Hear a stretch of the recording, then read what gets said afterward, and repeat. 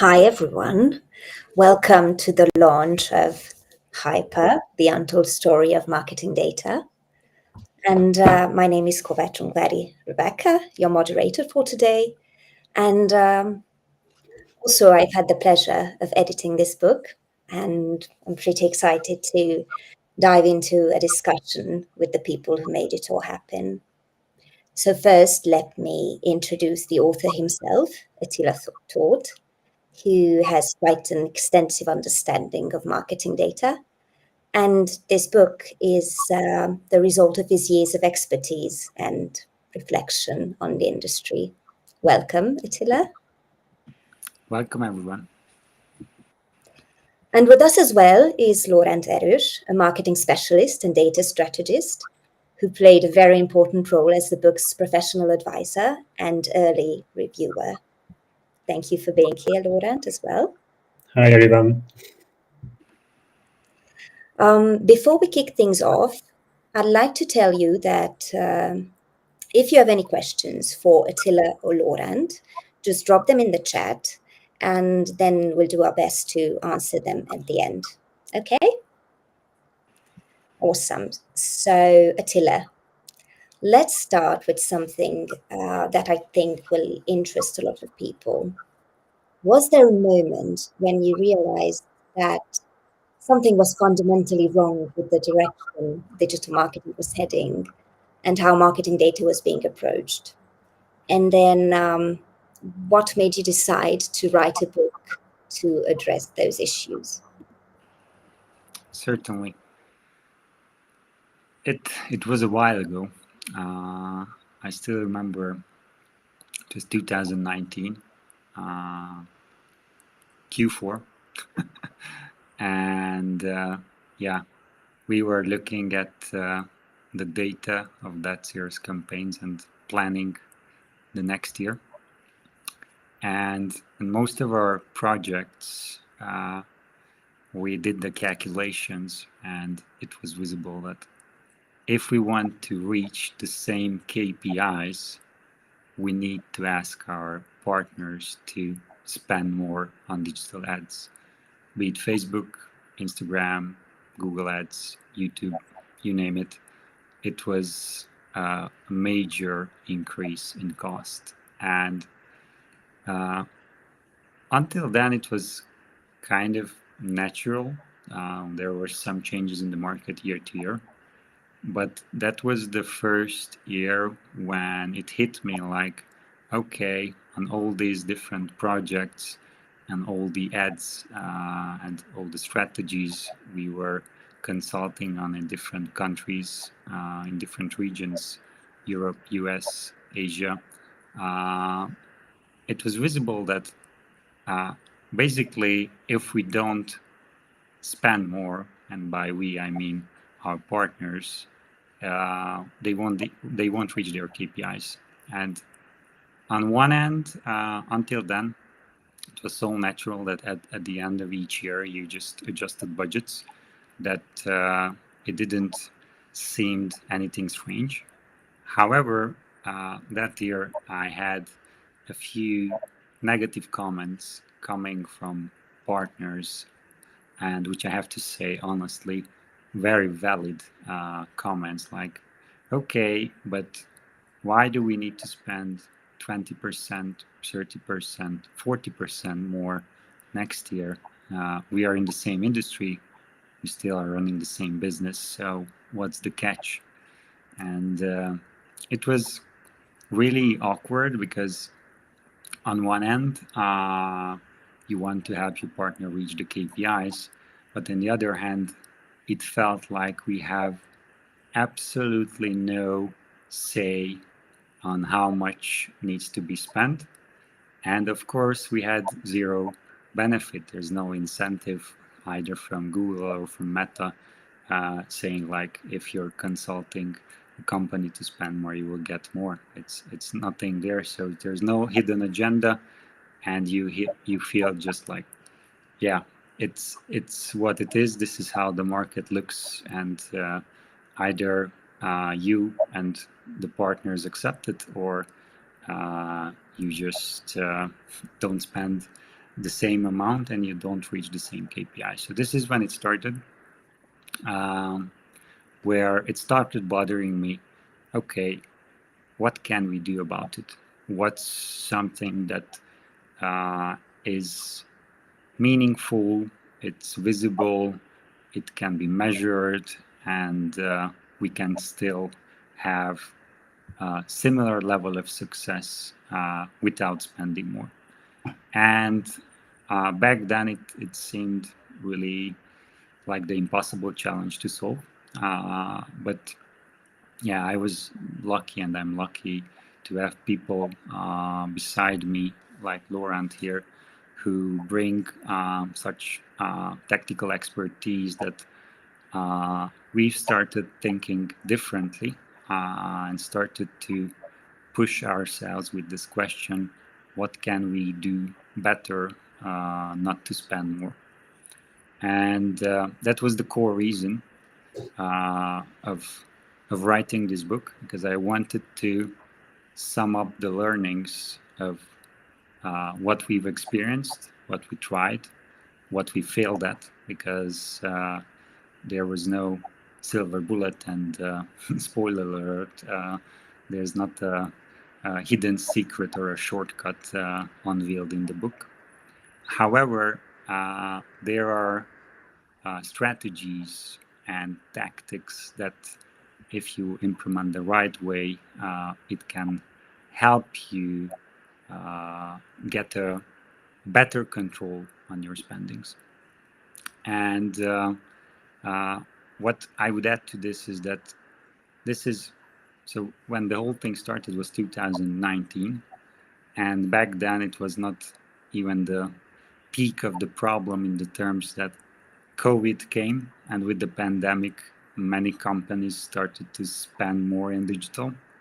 And with that, this market got even crazier in terms of spending, because as a core mechanism, it works like the stock market. So if there are people who are buying a stock, the price of the stock rises, right? So it's really similar in digital ads. So if there are more companies willing to pay for the same audience, same targeting, same keyword, the cost of that click, that impression, and at the end to reaching that audience is rising. And without being a conspiracy, I have to say it, that these big ad tech companies have no motivation to change the system, because it drives great revenues from them. So we are responsible from the outside to challenge the status quo and to think differently. Otherwise, nothing will change. Well, this was a good summary of the background of Hyper, and I imagine a good little teaser for those who haven't read it yet. So thank you for that, Attila. And you've mentioned working together with Laurent, and I know you two had many discussions over the years on this topic, and especially when Attila first started working on the book. So I would have a little joint question for you, Laurent, as a marketing and data expert. What did you think when you first heard about this idea of a book? And Attila, did the conversations with Laurent help shape the direction of the book, or even spark new ideas? Let's start with Laurent, and then Attila can continue. Okay. Okay. Thank you, Rebecca, for the question. I'm glad to be here. So let me just say that I don't really like calling myself an expert because this field is changes constantly and moves so fast, and there is always something new to learn. But as truth, I work daily with marketing, data, and strategy. And when Attila shared with his idea for this book, I was thrilled, and I had the feeling that this is going to be special. First, because Attila is a talented writer who truly understands marketing across different industries. Even more, he has a real experience in digital growth projects. And I think this combination is very unique. And I knew that he would bring this unique perspective to the book. And it's also special to see a close companion, or I can say a close friend, publish a book. Not many people around me are writers or authors of books, so it's a very special. It was a very special moment. Now, if I start to answer your question, Rebecca, as you called me, marketing and data expert. So, as someone who is working in marketing, I've seen big changes too. Years ago, digital marketing was simpler, more straightforward, with more data control and fewer advertisers. Now, the digital advertising market is crowded, and ad costs are up. Data from big platforms like Google or the Meta is harder to analyze, and it is challenging to get actionable insights from these platforms, and often feeling like we have to deal with black boxes. So I spend a lot of time analyzing data and optimizing campaigns for better results, but with rising costs and limited insights, it is challenging. So yeah, when Attila told me that he would address these issues in a book, I felt that it's the perfect time for this. So it's the best time. The timing was perfect. So overall, being part of this journey has been inspiring, and I'm excited to see how the book will help others navigate this complex digital world.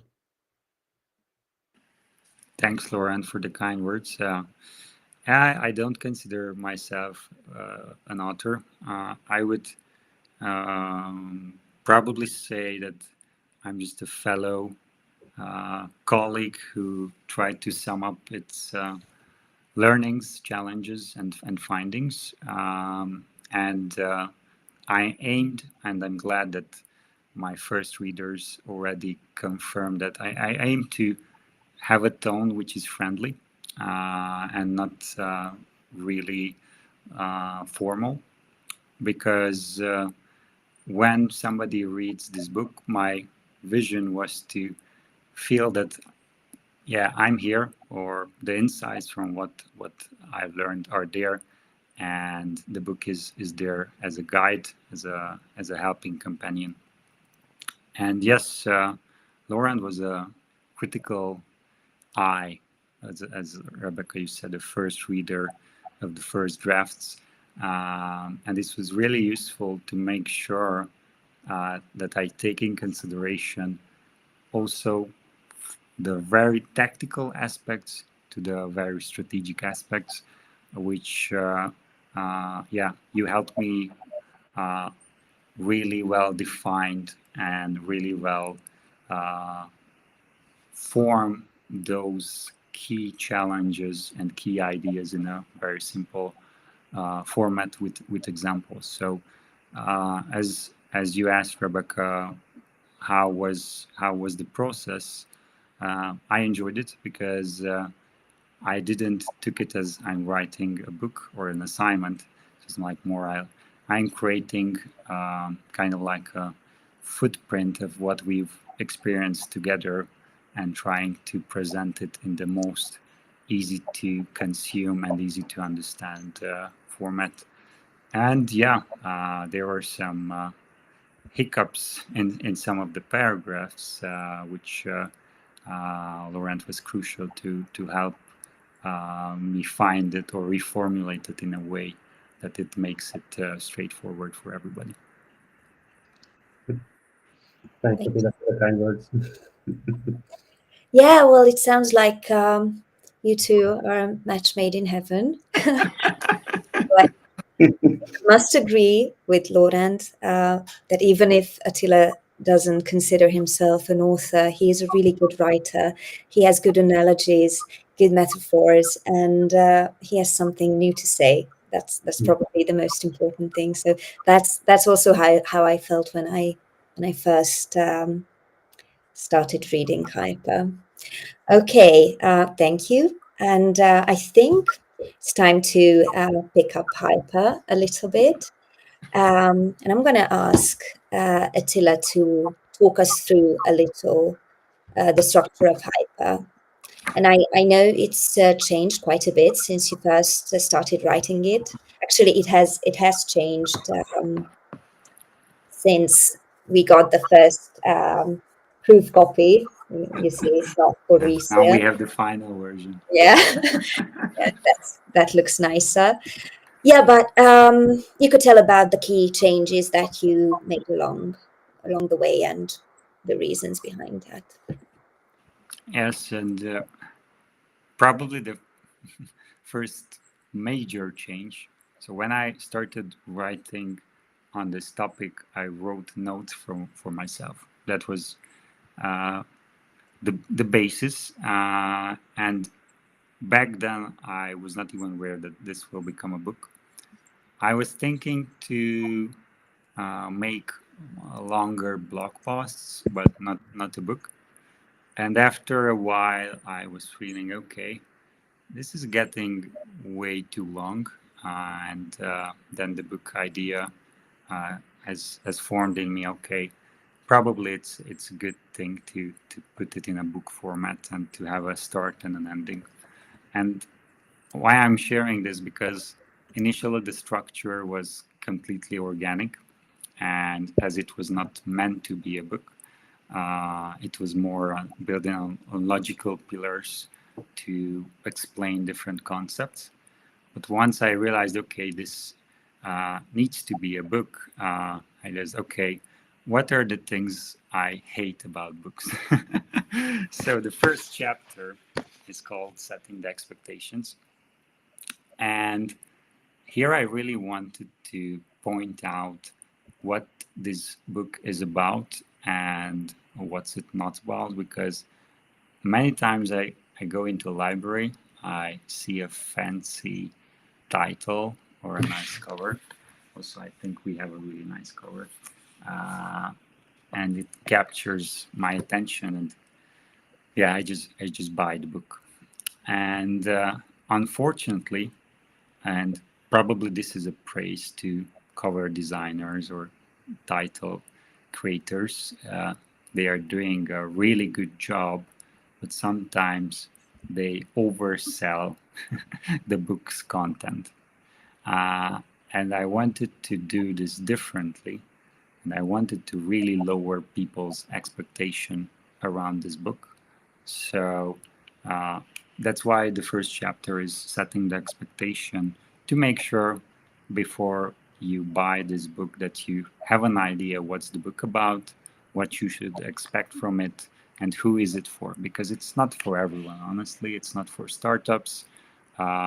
It's not for people who are just trying to find the next steps in their operational marketing. It's a strategic guide. Um, and I really wanted to make sure that whoever buys this book knows what he or she is buying. So that's why setting the expectation is the first chapter. And then uh, going into the details, I wanted to start with something that I briefly shared in answering your first question. Um, why are we here in this situation in digital marketing? So the first chapter is how does digital affect businesses? And here I wanted to show the main macro issues and what the potential future could look like, just to inspire people. Okay, if the future can look like that, then why we are not focusing on that future? So that's the official chapter one, after setting the expectations. um, Chapter two is called fake personalization. Why we don't see the wood for the trees? Because I see it in many agencies, in many marketing experts, taglines that they are building personalized marketing campaigns, strategies, and so on. But in reality, they aren't. In reality, they are just leveraging what these platforms are giving, but that's not enough. And that's why it's called fake personalization, because it's explaining how these platforms uh, make you feel that you're creating a personalized campaign, but in reality, you're not really creating one. Then we have chapter 3, which was one of my favorite chapters in terms of writing. It's called The Power of Data. Here I really focus on the data aspect of marketing, explaining what are the misconceptions on data, what are the hidden insights, and basically how we can better use data. And then chapter 4 is, I don't like this title, but I'm using it intentionally. It's called Hyper-Personalization, the way to sustainable digital growth. Hyper-personalization, why I don't like it? Because many people, experts, agencies use the term hyper-personalization, but they actually don't know the substance, and unfortunately making something look like hyper-personalization, but in reality doing something that it's far from it. And spoiler alert, instead of hyper-personalization, what I like to use is a more simple word called relevance. So how relevant is your marketing to your audience? And this chapter is basically telling what are the pillars of relevance.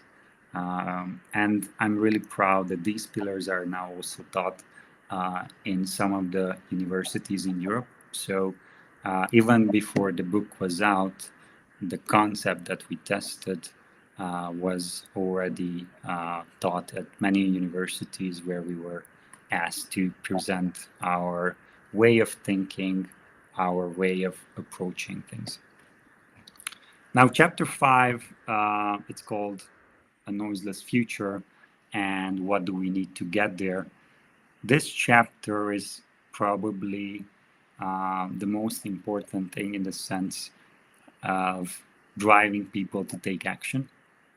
And this chapter basically is kind of like a reflection of all the chapters before, and just giving a guide to people on how to read the book and how to use it, and hopefully how to have something that will not just sit on the bookshelf and look nice, but be used in their daily lives. And of course, I have some personal closing thoughts, but yeah, this is the main structure. And I'm always curious to learn from the current readers and new readers, and maybe a little teaser here. There will be an extra chapter, which we call the hidden chapter, but I don't want to tell more right now. So Rebecca, I'll give the word back to you. Okay, thank you. This was a really nice walkthrough of the structure of Hyper. And well, yeah, if you want to provide feedback to Attila about anything in the book in Hyper, then you can do that on Amazon, in a LinkedIn message, or even on Goodreads. So I would like to encourage you to get back to Attila with some feedback if you can, or if you want. And yeah, well, you sure, Attila, that you don't want to give a little hint about the hidden chapter? I'm sure everyone's curious about it. All right. Without spoiling too much, I will share the title. The title is called The Battle of Gladiators, Brand versus Performance. And that's an extra chapter because after we released the book in the summer, I saw many conversations in different groups on LinkedIn, on events, that really focus on these two topics. And I think they're really tied to marketing data. And I wanted to present, hopefully, a new perspective. We'll see. Well, I'm sure they will provide a new perspective. And just to make it clear, those who already purchased the book, this hidden chapter will be in the new edition. And well, if you already have the book, you probably won't purchase the new edition. But I think that Attila will be glad to share it if you write him a LinkedIn DM or anything like that. So yeah, you will be access the hidden chapter even if you already read Hyper.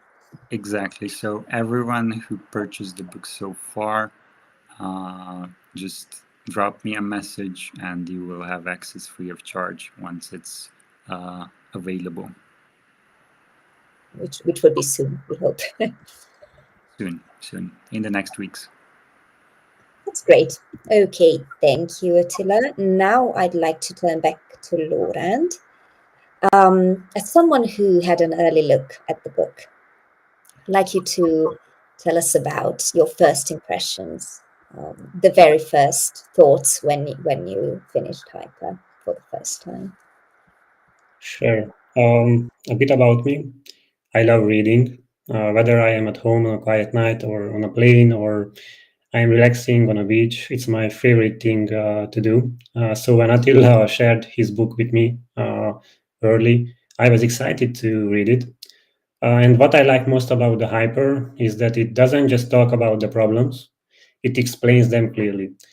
But the book also provides solutions, including an escape plan with new ideas, new approaches, and new smarter tech choices or smarter technology framework choices.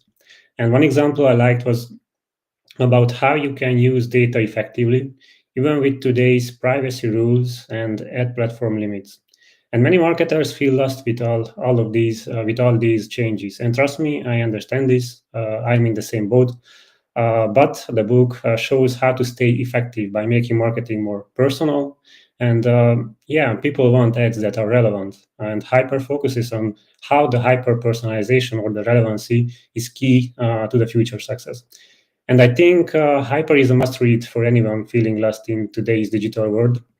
And honestly, I would recommend this book even if I hadn't been involved in the review process, because it helps you understand today's marketing landscape and gives you also actionable strategies that truly work.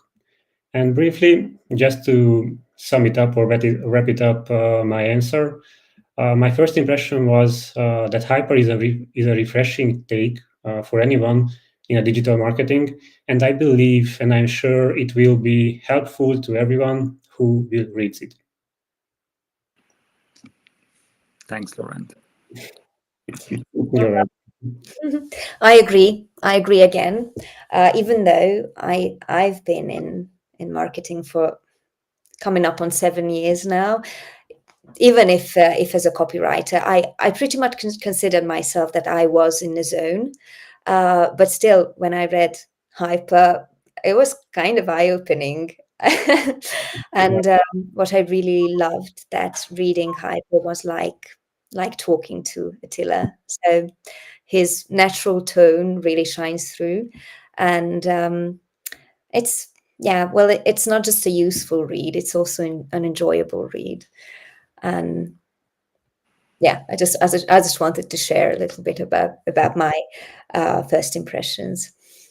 Um, and I'd like to reiterate now that you can ask questions in the chat if you have any, because we're getting closer to the end of this book launch event. So now is the time to ask your questions. Um, and while you do that, I would like Attila to maybe tell us some behind the scenes stories. Hmm. Can you share maybe any everyday experiences or even mundane incidents that influenced the development of Hyper? Some aha moments that came to you when you least expected them. A great question, Rebecca. I think the whole journey was full of aha moments because sometimes, honestly, I started writing a chapter and didn't know where it will end. And I just went organically and based on discussions, actually sometimes on daily projects, I had just, okay, two inputs which helped me fine tune the direction of a chapter.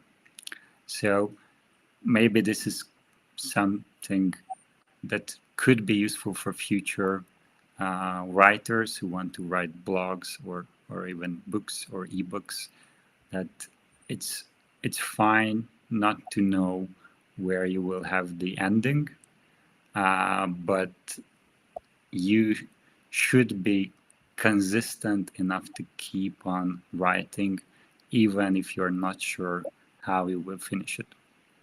That was the thing that helped me just keep writing, even if I was not in the zone or not feeling it. Keep writing and keep pushing myself. And Rebecca, the first version was far from perfect, but I was fine with that because I knew, okay, I'm building now the pillars, and once the pillars are ready, then we can develop and make the diamond shine. So, yeah, probably something that really helped me is just continuing my day-to-day job and using insights and inspiration from there. Some behind the scene secret or not so secret. I'm not sure how others write books, but this was definitely something that helped me continue. And maybe another hack that I would share is that once you have this unprocessed, unfinished structure, you need to take a vacation from work. And why you need to do that? Because the fine tuning really needs focus and attention. So I actually took 2 breaks from my regular work, where I really plugged out from the internet, turned off everything, and I was focusing on fine tuning the different chapters and completing the missing pieces of the puzzle. Yeah, well, I totally agree. I mean, stepping away from work and from writing, that's even more true for writing because you get so much in your own head about everything that you have written that you don't even see the flaws at the end. So yeah, it's beneficial to just take a few days or even a few weeks away from that piece of writing and then come back with reinforced energies. Yeah. Thank you, Attila, for sharing. And well, now as no book launch would be complete without reading, I'd like to ask Attila to pick a passage from Hyper and read it for us. Maybe something that will intrigue our audience without too many spoilers. Yes. So the sub chapter I took, it's called "A Glimpse in the Future" from 2054. So a bit in the future, but not really sci-fi future. And let me read. It's Monday morning. You've just returned from a well-deserved winter break with fully recharged batteries and uplifted spirit. Ready to tackle the New Year's challenges, you open your inbox and the smile forms on your face as you notice just 3 new emails in your inbox. One is from your VIP customer, another is from a colleague, and another one is somebody discussing a new project that is set to begin soon. And the third is from a strategic vendor providing important details about the shipment. You begin prioritizing your goals and devising an operative work plan for the week. As you immerse yourself in your work, time slips away and you realize it's already lunchtime. Feeling hungry? You decide to step out of the office and head to your favorite food bistro, conveniently just a 5-minute walk from your workplace. Your preferred table is free to take, so you take a seat quickly and peruse the newly updated food menu. As a pleasant surprise, the first page presents a selection of options that appeal to your taste buds and are gluten-free, because this is important for you as you have mild gluten sensitivity. You place your order with the waiter, and while your food is prepared, you take out your phone and open one of your social media apps. Once you start scrolling, you come across relevant articles related to cycling, one of your hobbies. As you read through, you pause and glance up to notice it started snowing. Being an adventurer, this doesn't stop you from reading further about mountain biking. The article highlights a selection of mountain trails accessible by bicycles, even in winter conditions. In the meantime, your food is ready. You put your phone aside and enjoy the freshly prepared meal. It's delicious, an excellent choice indeed.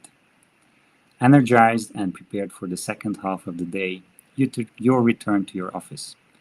One of the projects your agenda is related to is a challenge outlined by your company's sales team in a short document. The issue they are grappling with revolves around the product terminology. In the sales funnel, when customers first engage with the brand, they encounter difficulties understanding how products work due to the industry-specific language used in sales and marketing content. As you delve into the document, the gravity of the task at hand becomes clearer and clearer. Simultaneously, you realize that you need to learn more about the topic. You need to seek guidance in developing a personalized content strategy that is scalable, given that you have 6 product lines, each with clients from different industries. You ask your AI assistant to search for content marketing consultants in your region. The top 2 results are prompted as advertisements, but you can see from the ad description that both look serious and relevant. Before clicking on these, you decide that you need to check first more results to read a couple of articles. After reading these, you feel more confident in your decision to seek an expert's advice. Thus, you return to the 2 ads and open both for comparison. In order to decide whom you start working with, you email both experts and invite them for a personal meeting. Your work pace remains good in the afternoon too, allowing you to finish the top 3 tasks on your priority list, so it's time to call it a day. Heading down the street, the city center, you are still amazed how much the city has changed over the last couple of years. It used to be filled with billboards and ads, creating a vibrant chaos that constantly felt like someone's trying to sell you something, with companies wanting to push their services down your throat. Now it's different. The city has reclaimed its original beauty, and the old center proudly showcases its historical buildings and sites. You observe the funny thing. Though you are not entirely sure about it, with the city's transformation, it seems like people have changed too. Those on the sidewalk take slower steps, as if they no longer feel the urge to rush away from their surroundings.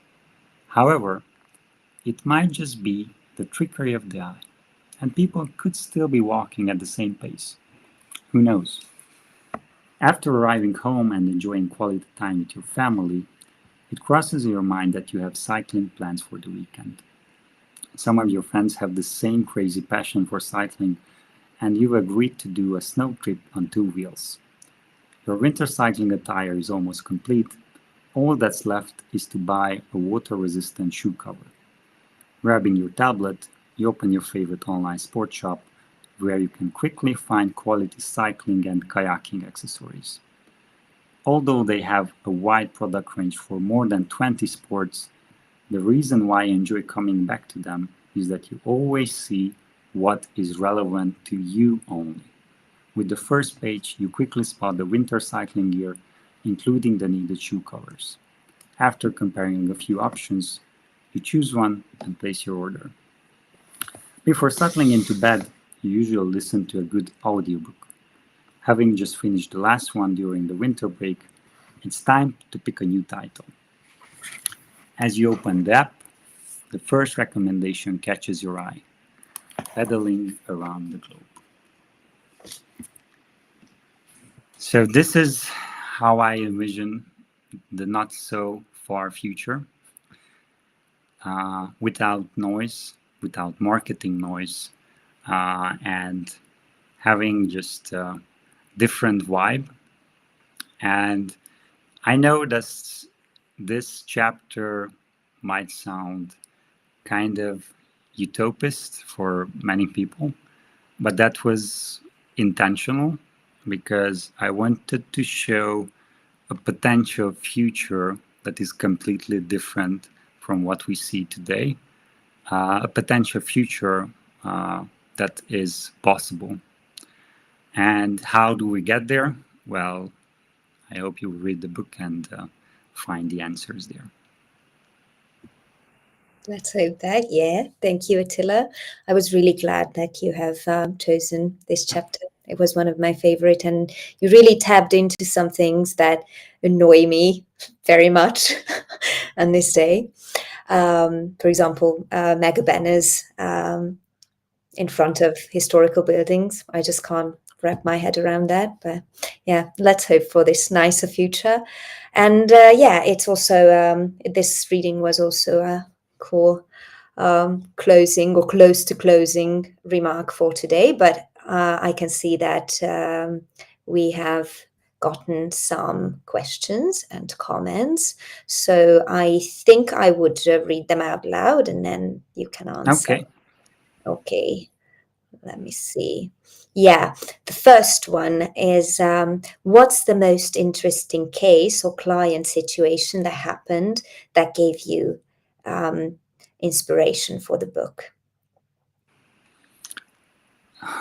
Yeah, so besides this general challenge of ever asking for more money for the next year, probably the most interesting case was when we had a company who asked us to basically enter a couple of new markets, and they had an expectation of how much would that cost, and we did the calculation, and the reality was 3x.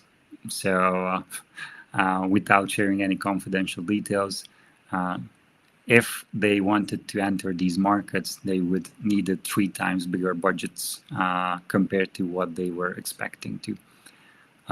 And that, again, just showed me how much things are changing. And by the way, this was 2021, so already after COVID, when things got even worse in digital marketing.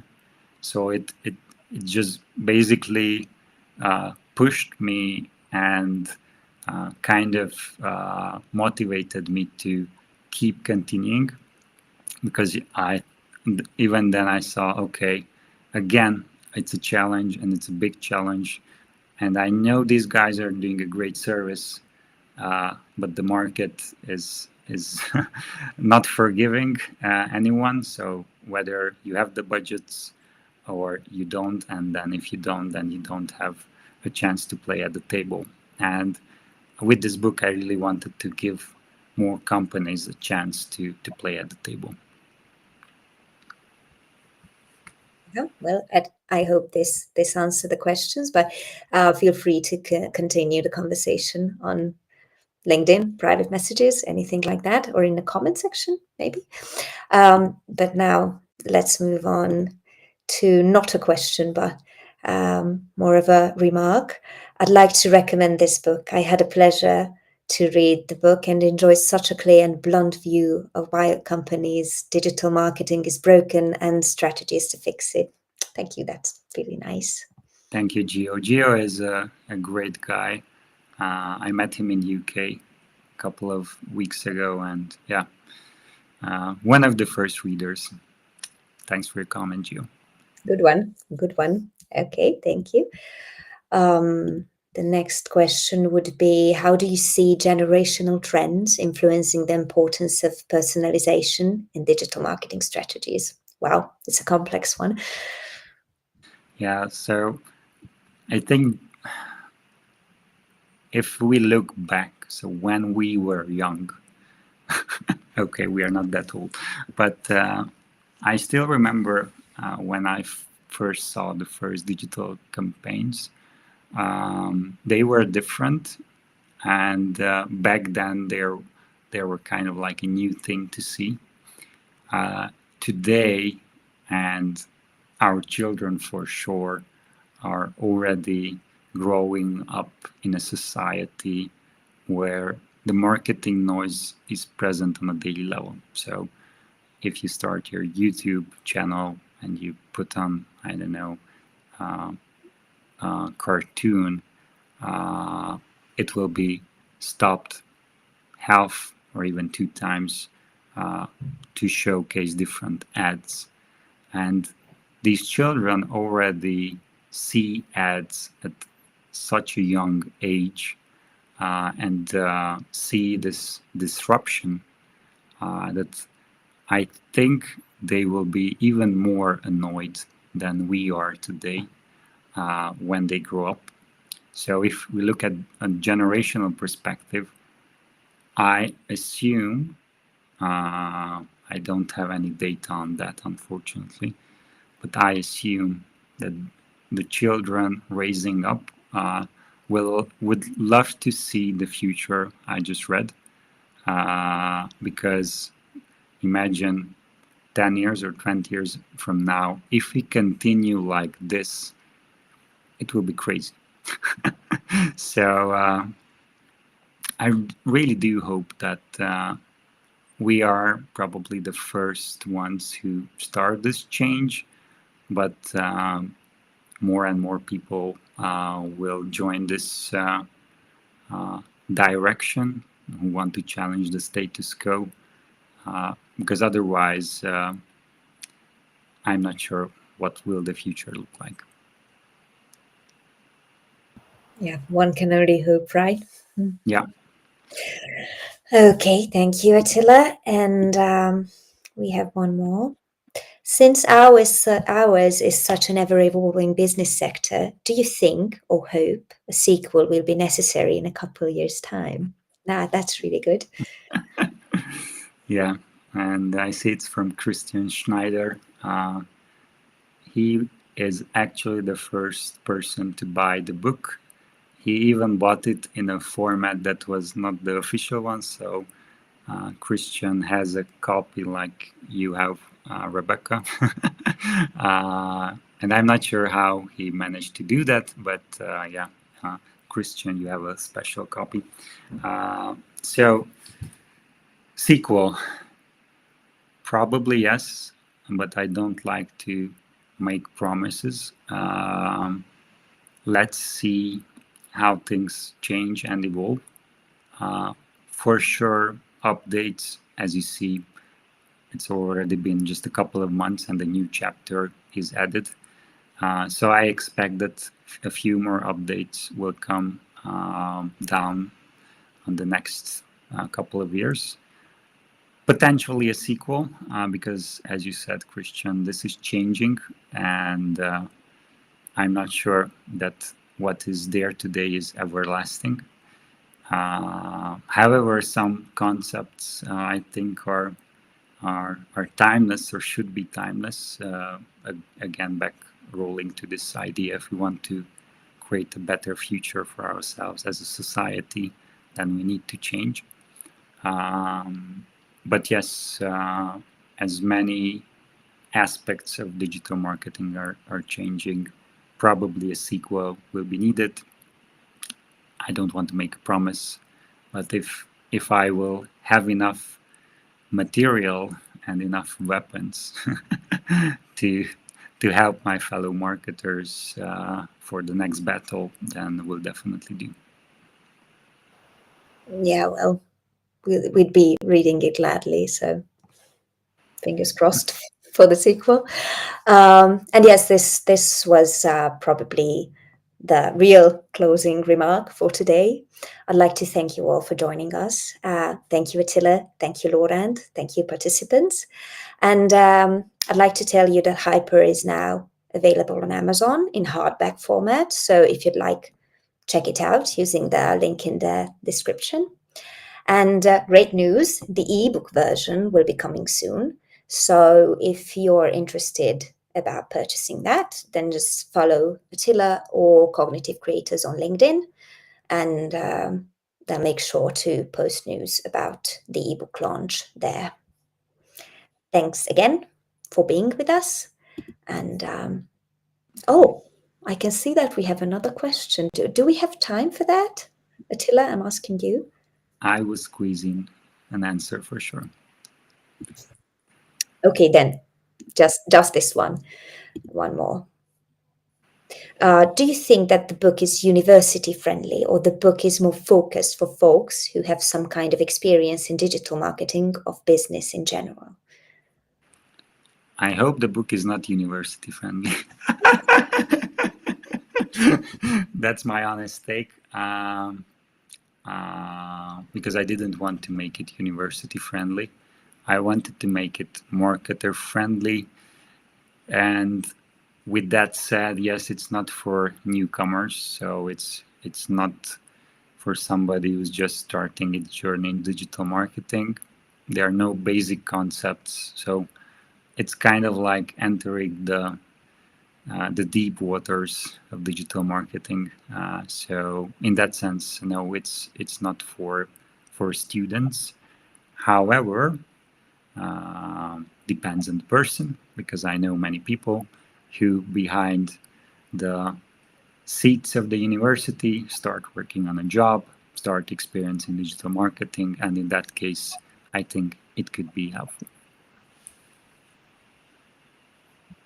Yeah, sure. Maybe in the future, when marketing looks completely different, your work will be in the university syllabus. We'll see. Yeah, we'll see. Okay. As I have said, thank you all, and I wish you great rest of your days. Yeah. Thanks, Rebecca. Thanks, Laurent. It was a Thank pleasure. you. Have a nice. And thanks for the participants. Hope you find it useful. Yeah, let's hope that. Okay, so bye now.